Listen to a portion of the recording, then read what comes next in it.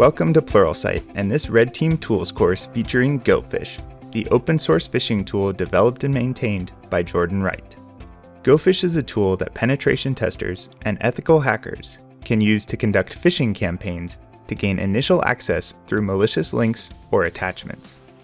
Gophish is used for sending phishing emails with malicious attachments or links to landing pages that can capture entered credentials.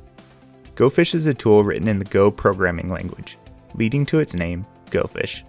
The functions in Gophish were designed for use by businesses and penetration testers to test for phishing awareness within an organization. Come join me as we use Gophish to gain access to our target using phishing emails with malicious links and attachments.